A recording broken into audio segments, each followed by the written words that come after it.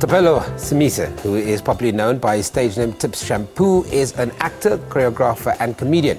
He found his feet in the South African funny circuit after being one of the top 6 finalists on the second season of SABC's one's comedy reality show, So You Think You're Funny.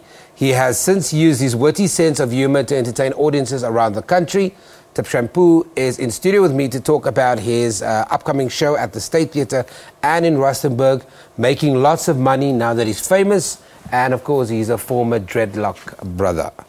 How you doing, my friend? I'm good, man. I'm good. I've always wanted to, to sit like this. There you were with your dreads. Yeah, back in the days when molding cream was trending in my life. Molding cream was everything. Molding cream, beeswax. And you have like saloon people there bumping you. You know, every time there's someone bumping you with things, yeah, when they're busy with your hair. So I thought, no, man, no. I want to look like Madib. Okay. I cut my but you have saved a lot of money now. I've saved a lot of money. Like molding cream is expensive. It's like ponds for girls with chiscop because now her hair starts here, her face starts here. You know. So now I'm dreadlocks free. So yeah. I'm busy doing comedy. I always wanted to sit like this at an interview. It looks like you're talking sense. Like, yeah, no.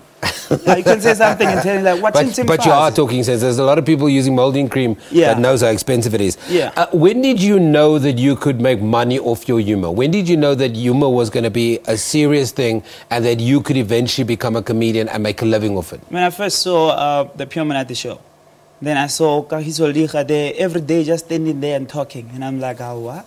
So these people are being paid to do this, and I can do better. Then that's where I entered So You Think You're Funny.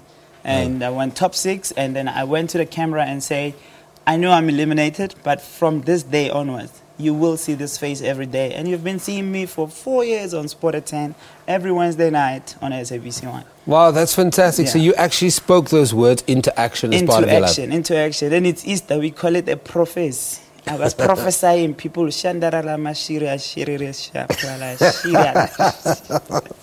Listen, this Shampoonaiza thing. Yeah. Okay, when I think of tips, I think Q-tips. Yeah. When I think shampoo, I think... Waiters and waitresses, yes, they love me.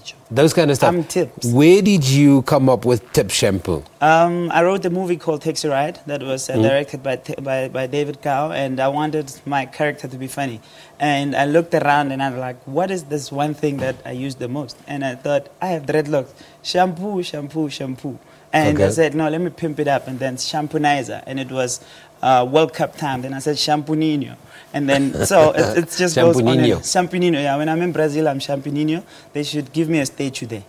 Yeah, and reshuffle other people. Womanizer it's a really bad term. Yeah. Is Shampoonaiza in the same way? No, you abuse shampoo? Now Shampoonaiza should be put in a dictionary as someone who will bring laughter and humor to your life. Oh, that's clever. Shampoonizing situations. Okay, so you've now had your start at So You Think You're Funny. Yeah. You then moved on to where you are on SABC. Yeah. And you're also now doing sold-out performances. People are coming to your gigs. What does it say to you about you, your comedy, where you're finding yourself at the moment? It says I have a bright future in comedy, and I want to take my comedy beyond just stand-up comedy and just be the face of, ambassadorship, because humor is everything. All the ads on TV, we watch them and like them because they're funny. And who's better to write than us? But competition is tough at the moment. There's a lot of great comedians out there. Well, we are not the same. I'm from Pretoria. I'm different funny. Eh? I'm Pretoria funny. Our language is funny. So I'm on my own lane. Hence, I'm having my own show, just to show people that don't compete with me. I'm a different brand, and I don't see everyone else. Define Pretoria funny for me. What's Pretoria funny? You said you're Pretoria funny. Pretoria funny is people in Pretoria will greet you with words that are not even part of the greetings. A Pretoria guy will come to you and say, Esvar. You don't know what's true, but for continuity, you just say Esvar back. So that's how we work in Pretoria. So you don't say good morning, you just say Esvar. Esvar. Or we use whistle, because people can whistle to you the whole day like, Pretoria funny. So that's how we go. And then, people should come to my shows and experience me live. So most comedians like to reflect on their own lives or what's currently happening. What's the political discourse, the social discourse? What do you like to reflect on in your comedy? I like to make people laugh at themselves, look at their own situations, and And that actually changed back in the days when I started my comedy show, Tips and Friends. There were people who came. Like, there's a guy who actually said, dude, I got fired today.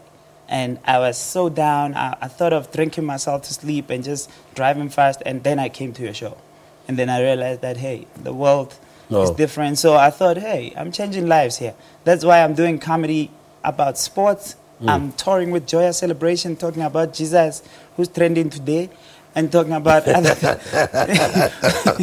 yeah, no, Jesus is on another level. Eh? He's on another level. He dies and rises again, unlike Van Damme. Just kill him, that guy, in KZN. So you've got 2 big shows coming up. I have 2 big shows. Do you prep differently for big shows than you would do for normal?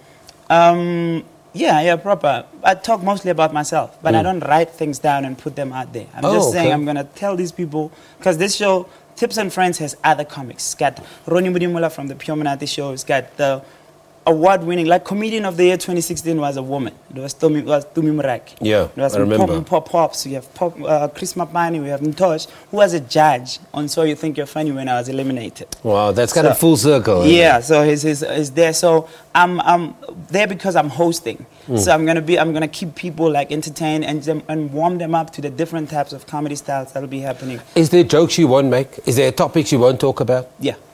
Like body shaming, and I want people. That's why I'm hosting the biggest show in Pretoria, because I don't want people to come to the show and then go away. I want them to come back to say, and stay there permanently. Yeah, we're coming to this show to feel refreshed. That's why I'm saying my show has class. Do you know what's funny about my show?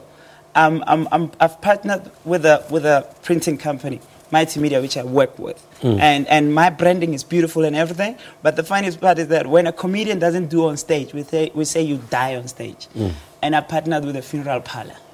Broody, yeah, I'm using Broody Funeral Parlor. So my sponsor is a funeral parlor and printing. So we will print about your death.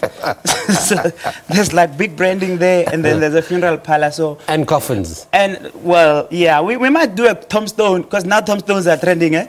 Tombstones we might do a trending of you, like a tombstone of you dying, like in the process when it's like this with Broody Funerals, because they are the same people. So yeah, so my comedy show, I added those people just to add class to the show. They're pumping in a little bit of capital so that I want someone to be able to take his wife and say we're going to a comedy show where they don't feel like they're hosted by at a funeral parlor. Yeah. Okay. Yeah. Tips. Yeah, bo. Thank you very much. He's an actor, choreographer, and comedian. And he's got 2 performances coming up in Rustenburg and at the State Theatre in Pretoria. On Freedom Day. Google the details, find out more, and you'll also find out more about the funeral parlor that's involved. Broody's funeral. Broody's funeral. We take an ad break.